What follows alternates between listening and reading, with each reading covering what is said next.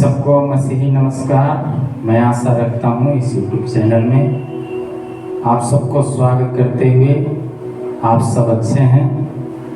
आज का हमारा विषय होगा संभालने वाला परमेश्वर। हमारा परमेश्वर दुख में भी संभालने वाला परमेश्वर है, कठिनाई परिस्थितियों में भी संभालने वाला परमेश्वर है, परीक्षा के बीच में संभालने वाला परमेश्वर है, बीमारी के बीच में भी संभालने वाला परमेश्वर है। हमारा परमेश्वर हर एक खतरा के रास्ते में भी संभालने वाला परमेश्वर है। इसलिए पवित्र शास्त्र से हम भजन संहिता की पुस्तक 18 अध्याय 35 आयत में हम देखेंगे। 18 अध्याय 35 आयत। तूने मुझको अपने बचाव की ढाल दी है। अपने बचाव की ढाल दी है। ढाल देना मतलब सुरक्षा देना। हमारा परमेश्वर बचाव का, सुरक्षा का ढाल देने वाला परमेश्वर है। आमीन, हालेलुया। तो मेरे प्यारे परमेश्वर का प्रियजनों, यहाँ पर हम देख सकते हैं दाऊद मुक्ति दाता का गुणगान गा रहा है, मुक्ति दाता का प्रशंसा कर रहा है और वो कहता है हमारा परमेश्वर साधारण परमेश्वर नहीं, साधारण है, छोटा है, नाम छोटा है, लेकिन काम बहुत बड़ा है। आमीन। परमेश्वर का वचन कहता है कि वचन में साफ शब्दों में लिखा है परमेश्वर साधारण परमेश्वर नहीं बल्कि असाधारण काम करने वाला परमेश्वर भी है। इसलिए प्रभु का वचन में साफ शब्दों में लिखा है तूने मुझको अपने बचाव की ढाल दी है और तू अपने दाहिने हाथ से मुझे संभाले हुए है। हमारा परमेश्वर अपना जीवित धर्म में दाहिने हाथ से भी बचाने वाला परमेश्वर है। इस्राएलियों को लाल सागर पार करना बहुत मुश्किल था, लेकिन विश्वास करने वाले सारे इस्राएलियों को लाल सागर पार करने के लिए रास्ता देने वाला परमेश्वर आज भी विश्वास करने वालों को परीक्षा में विजय देने वाला परमेश्वर है। बीमारी के बीच में चंगा करने वाला परमेश्वर है, अशांति के बीच में शांति प्रदान करने वाला परमेश्वर है। इसलिए मेरे प्यारे परमेश्वर का प्रियजनों, आपको खुद खुशी करने का जरूरत नहीं है। परीक्षा में नंबर कम आ गया, आपको डर करके पढ़ाई छोड़ने का जरूरत नहीं है। आप काम करते हैं, बिजनेस थोड़ा कम चल गया, आप बिजनेस बंद करने का जरूरत नहीं है। शादी किया कई एक साल हो गया, आप अपना पारिवारिक जीवन को तोड़ने का जरूरत नहीं है। परमेश्वर का वचन कहता है इस बात को हमें स्पष्ट जानकारी होना चाहिए कि परमेश्वर हमारा बचाने वाला परमेश्वर है। परमेश्वर हमारा अपने दाहिने हाथ के द्वारा परिवार को बनाने वाला परमेश्वर है, बिजनेस को बनाने वाला परमेश्वर है, भविष्य को बनाने वाला परमेश्वर है। इतना ही नहीं, प्रभु का वचन कहता है वो तेरी नम्रता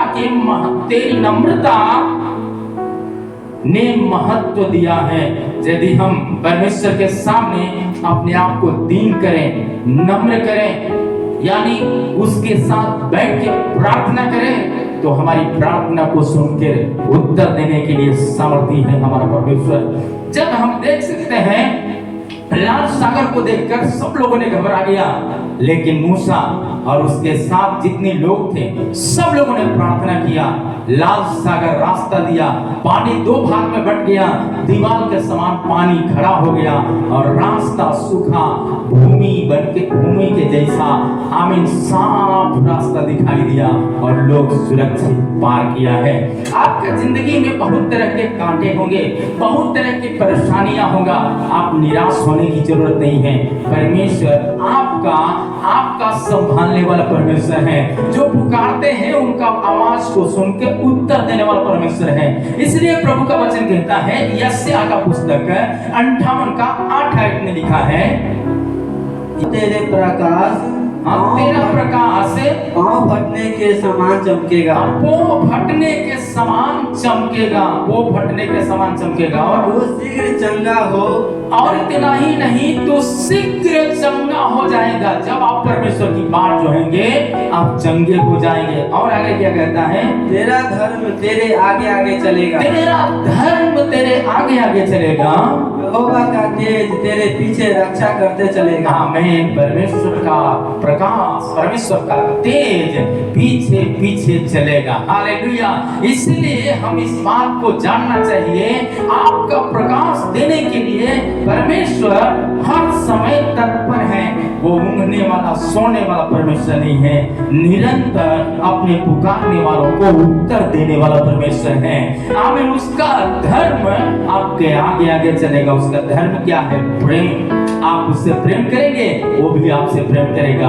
आप उससे गले मिलने के लिए निरंतर तत्पर हैं, वो भी निरंतर मिलने के लिए तत्पर है। आप उससे मांगते हैं, वो उत्तर देने के लिए तैयार है। इसलिए प्रभु का वचन साफ शब्दों में कहता है, आपको डरने का जरूरत नहीं है, आपको अपने को हारने का जरूरत नहीं है। हार को जीत में बदलने वाला परमेश्वर, निराशा को आशा में बदलने वाला परमेश्वर, आमीन, भलाई को, आमीन, बुराई को भलाई से आप भलाई में बदल देने वाला परमेश्वर आज भी सामर्थी परमेश्वर है। चंगा करने में सामर्थी है, जीवन देने में सामर्थी है, रोगों से छुड़ाने में सामर्थी है, पाप से आजाद करने में सामर्थी है। इसलिए अपने को खत्म करने का जरूरत नहीं है, अपने को परमेश्वर के सामने प्रस्तुत करने का समय है। अपने आप को उसके सामने अपने को झुकाने का समय है। यदि आप झुकाते हैं, आप इस बात को जानना चाहिए, जो पेड़ में फल होता है वो झुक जाता है। आप एक अच्छा व्यक्ति होना है तो आप अपने आप को झुका देना है, यीशु के चरणों में हर समय झुकाना है। आमीन। हर समय घुटना टेक कर प्रार्थना करना, परमेश्वर हमें बनाइए, हमारा बिजनेस को बढ़ाइए, हमारा पढ़ाई में एक अच्छा सफलता दीजिए, हमारा पारिवारिक जीवन में एक अच्छा फल दीजिए, हमारे घर में प्रॉपर्टी में अच्छा शांति दीजिए। यदि ये आप परमेश्वर के सामने रखते हैं तो परमेश्वर का वचन कहता है, तेज तेरे पीछे पीछे रक्षा करते हुए चलेगा। हालेलुया। इसलिए तीसरा यूहन्ना का पुस्तक 1 अध्याय 2 आयत में, हे प्रिय, मेरी यह प्रार्थना है कि जैसे तू आत्मिक उन्नति कर रहा है वैसे ही तू सब बातों में उन्नति करे। पैसा में उन्नति, बुद्धि में उन्नति, कपड़ा में उन्नति, भविष्य में उन्नति, आमीन, पारिवारिक जीवन में उन्नति, विश्वास जीवन में उन्नति, आमीन, बिजनेस में उन्नति, आमीन, हर एक बातों में उन्नति करते जाए। परमेश्वर का मर्जी यही है, आप उन्नति करें। क्या आप उन्नति के लिए तैयार हैं? यदि उन्नति के लिए तैयार हैं तो आपका कर्तव्य क्या होना चाहिए? वो कर्तव्य के बारे में हम देख सकते हैं। हमारा परमेश्वर हर चीज अपने पुकारने वालों को उत्तर देने में सामर्थी है। हालेलुया। इसलिए मेरे प्यारे परमेश्वर का प्रियजनों, स्पष्ट तरीका से परमेश्वर का वचन कहता है, हे प्रिय, मेरी यह प्रार्थना है, यूहन्ना कहता है, यह मेरी प्रार्थना है कि जैसे तू आत्मिक उन्नति कर रहा है वैसे ही तू सब बातों में, आमीन, नौकरी में उन्नति करे, बिजनेस में उन्नति करे, पारिवारिक जीवन में उन्नति करे, भविष्य में उन्नति करे, आमीन, अपने समाज में उन्नति करे, अपने पड़ोसी में उन्नति करे, अपने गांव में उन्नति करे, अपने राज्य में उन्नति करे, जिला में उन्नति करे। वो चाहता है कि आप उन्नति करें। इतना ही नहीं, परंतु परमेश्वर का वचन कहता है, आमीन, सब ऐसे सब बातों में उन्नति करे और भला चंगा रहे। हालेलुया। भला चंगा रहे, ये हमारी सलामती के लिए प्रार्थना है। आमीन। इसलिए हमें भी जरूरत क्या है? हमें प्रार्थना बहुत जरूरी है। अगली बात क्या कहता है? भजन संहिता 28 का 9 आयत में लिखा है, हे यहोवा, हे यहोवा, अपनी प्रजा का उद्धार कर। अपनी प्रजा का उद्धार कर, अपनी प्रजा का उद्धार कर। हमें भी क्या करना चाहिए? हमें भी दाऊद के समान हमको ये बोलना चाहिए, प्रभु अपनी प्रजा का उद्धार कर। हालेलुया। सहायता की प्रार्थना कर रहा है दाऊद और कहता है, प्रभु अपनी प्रजा का उद्धार कर। आपको भी ये सहायता का प्रार्थना करना चाहिए, हे परमेश्वर अपनी प्रजा का उद्धार कर, अपने बच्चों का उद्धार कर, अपने पुकारने वालों को उद्धार कर, अपनी कलीसिया का उद्धार कर, अपने देश का उद्धार कर, अपने राज्य का उद्धार कर। हालेलुया। आप अपने राज्य के लिए प्रार्थना कर सकते हैं, देश के लिए प्रार्थना कर सकते हैं, घर के लिए प्रार्थना कर सकते हैं, समाज के लिए प्रार्थना कर सकते हैं, देश की सरकार के लिए प्रार्थना कर सकते हैं। प्रभु हमारा सरकार का भी उद्धार कर। हालेलुया। हमारे गांव समाज का भी उद्धार कर। सहायता की प्रार्थना जैसे दाऊद कहता है, हमारा और आपका जिम्मेदारी है कि हम लोग प्रार्थना करें। क्या प्रार्थना करना है? यहाँ पर स्पष्ट तरीका से 28:9 में लिखा है, यहोवा अपनी प्रजा का उद्धार कर और अपने निज भाग के लोगों को आशीष दे और उनकी चरवाही कर और सदैव उन्हें संभाले रह। हालेलुया। आपका प्रार्थना होना चाहिए, परमेश्वर हर समय अपने बच्चों को संभाले रह, हर समय संभाले रह। एक दिन नहीं, 2 दिन नहीं, हर समय सालों साल संभाले रह प्रभु। ये यदि आपकी प्रार्थना है, हमारा परमेश्वर दाऊद की प्रार्थना को सुन के यदि गुलियत के सामने उसकी रक्षा कर सकता है, आपको भी परमेश्वर रक्षा करने के लिए सामर्थ्य है, परिस्थितियां चाहे जो भी हो।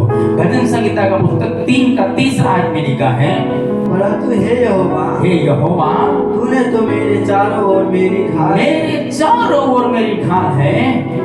तू मेरी महिमा और मेरी मस्तक का ऊंचा करने वाला है। आमीन। ये बड़ाई करने का जरूरत है दाऊद के समान, तू ही मेरा मस्तक को ऊंचा करने वाले हैं, तू ही मुझे बचाने वाला है, महिमा को बढ़ाने वाला है।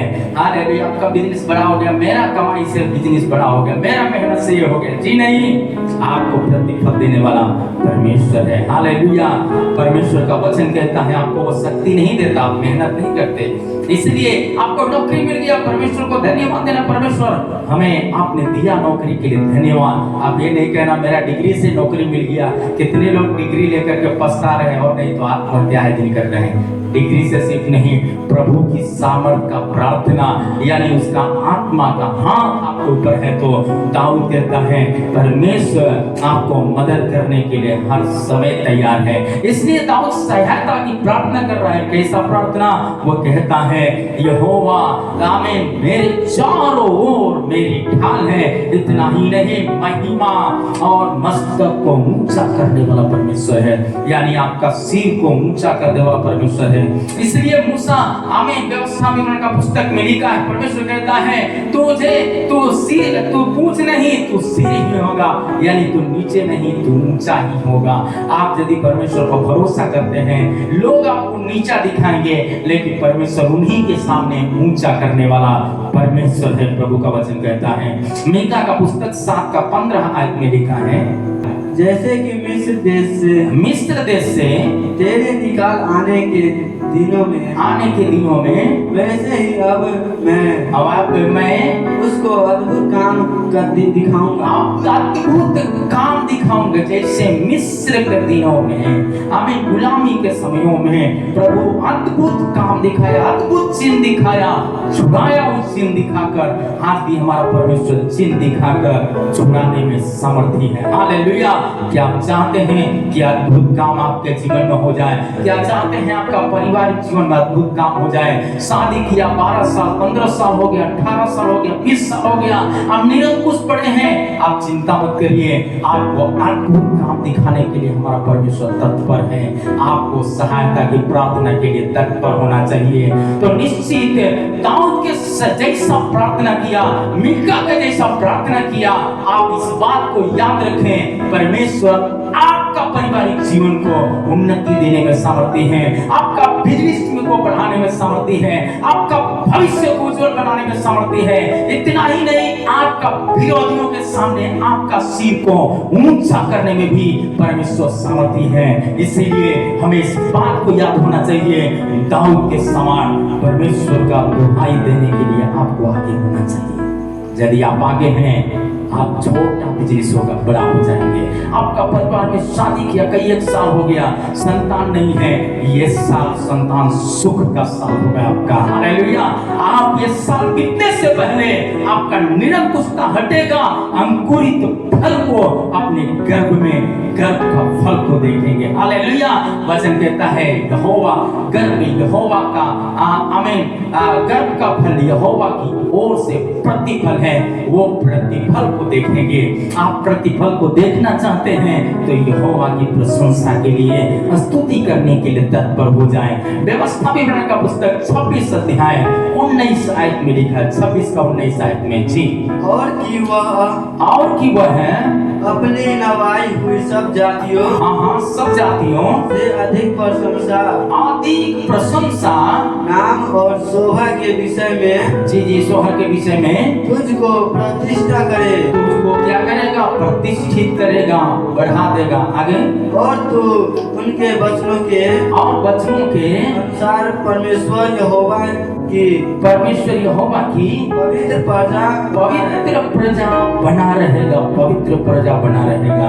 यदि आप चाहते हैं कि आपका जीवन प्रशंसनीय जीवन हो जाए, प्रशंसा से भरा हुआ जीवन हो जाए, आपका पारिवारिक जीवन शोभा से, प्रतिष्ठा से भरपूर हो जाए, आप अपने पवित्र प्रजा करके, प्रभु की पवित्र प्रजा करके आप यदि चाहते हैं कि आप साबित हो, तो आप यहोवा को पुकारने के लिए आप तत्पर हो जाए। तो परमेश्वर का वचन कहता है, आप देखेंगे परमेश्वर का उस काम को अपने जीवन में। दानियल का पुस्तक 12 का 3 आयत में लिखा है, तब सिखाने वाले की चमक, तब सिखाने वालों की चमक आकाश मंडल की सी होगी, आकाश मंडल के समान हो जाएगा। जो आप काम करते हैं, जो आपको अगुवाई करते होंगे, उनका भी जिंदगी खुशियों से भरपूर हो जाएगा। आगे, और जो बहुतों के धर्मी बनाते हैं, जो बहुतों को धर्मी बनाते हैं, वे सर्वदा तारों के समान प्रकाशमान रहेंगे, प्रकाशमान हो जाएंगे। हालेलुया। सिखाने वाले प्रकाशमान हो जाएंगे। आप यदि यीशु मसीह के बारे में जानते हैं, आप दूसरों को बताएं। आप यीशु से प्रार्थना करना जानते हैं, अपने मोहल्ले के लिए प्रार्थना करें, अपने गांव समाज के लिए प्रार्थना करें, अपने अनाथ विधवा बच्चों के लिए प्रार्थना करें। आमीन। जो पढ़ लिख कर बेरोजगार हैं, उनको अच्छा भविष्य हो, अच्छा नौकरी मिले, उनके लिए प्रार्थना करें। आमीन। जिनको घर नहीं, अच्छा घर मिलने के लिए प्रार्थना करें। आमीन। जो सरकार जिस देश में रहते हैं, जिस राज्य में रहते हैं, उस राज्य और देश की सरकार के लिए प्रार्थना करें। अमन, शांति, चैन हमारा देश में बना रहे, इसके लिए प्रार्थना करें। यदि ऐसा प्रार्थना करते हैं, आमीन, संभालने के लिए प्रार्थना करते हैं, सहायता के लिए प्रार्थना करते हैं, तो आपका देश अमन चैन के साथ होगा और परमेश्वर आपके परिवार को संभालेगा और आपका भविष्य को भी संभालने के लिए तत्पर हो जाएगा। हालेलुया। और आपका जीवन अद्भुत कामों से, चिन्ह चमत्कारों से भर जाएगा। जब 84 साल का विधवा ने उपवास करके प्रार्थना किया, तब क्या हो गया? असंभव काम। जो दुनिया का नहीं डरने वाला एक ऐसा जज था, इतना घमंडी जज था, वो जज क्या हो गया? ना मनुष्य का परवाह करता, ना किसी ईश्वर का परवाह करता। वो जज भी क्या हो गया? घुटना टेका उस विधवा के सामने और कहता है, कहीं ऐसा ना हो ये विधवा बार बार आकर के मुझे जो बोलती है न्याय चुका, कल कहीं ऐसा ना हो कि ये विधवा यदि हमें विधवा मुझे नाको दम चढ़ा दे तो क्या हो जाएगा? ये विधवा मर जाए तो क्या हो जाएगा? मुझे न्याय को चुकाना ही पड़ जाएगा। इसलिए क्यों ना चुकाऊं, यानी निर्णय को बदल देने वाला एक कार्य विधवा ने किया है। आपका भविष्य के ऊपर बहुत तरह के श्राप का चीज मोहर के रूप में होगा। भविष्य बनेगा नहीं, परिवार अच्छा नहीं होगा, बिजनेस अच्छा नहीं होगा, ऐसे लोग बोलते होंगे। लेकिन यदि आप यीशु से उस विधवा के समान चिल्ला कर प्रार्थना किया, आपका भविष्य भी बदलेगा। इन वचनों से प्रभु आप सबको बहुत बहुत आशीष करें। आइए हम लोग प्रार्थना करें। क्या चाहते हैं कि मेरे लिए प्रार्थना करें? मेरे साथ प्रार्थना करिए। परमेश्वर, हम आपको धन्यवाद देते हैं। ये सुना हुआ वचन जितने लोगों ने सुना है प्रभु, उनका जीवन को आशीष करें, अनुग्रह दें, एक अच्छा भविष्य मिले प्रभु। जिनको संतान नहीं, उनको संतान सुख दीजिए। जो पढ़ लिख कर बच्चे बेरोजगार हैं, उनको अच्छा नौकरी प्रदान करें प्रभु। जिनका बिजनेस ठप पड़ा है प्रभु, उनका बिजनेस बड़े तेजी से बढ़ने पाए परमेश्वर। और प्रभु जी हालेलुया, लाखों करोड़ों रास्ताएं प्रभु जी आमीन उनके लिए खुल जाए, इसके लिए हम प्रार्थना करते हैं। आए दिन भारत की कलीसिया प्रभु आमीन तेजी से बढ़ने के लिए हम प्रार्थना करते हैं प्रभु जी। हम धन्यवाद देते हैं, भारत की सरकार को आशीष करे, राज्य की सरकार को आशीष करे परमेश्वर। राज्य का कोई भी व्यक्ति भूखे न रहने पाए, सभी को आशीष कर, परिवार में शांति दे, आनंद से भरपूर करे प्रभु। सुना हुआ वचन हर एक के जीवन में आनंद का भरपूरी के रूप में काम करने पाए। प्रार्थना सुनते धन्यवाद मांगते प्रभु यीशु के नाम से, आमेन आमेन। प्रभु इन वचनों से आपको बहुत आशीष करे।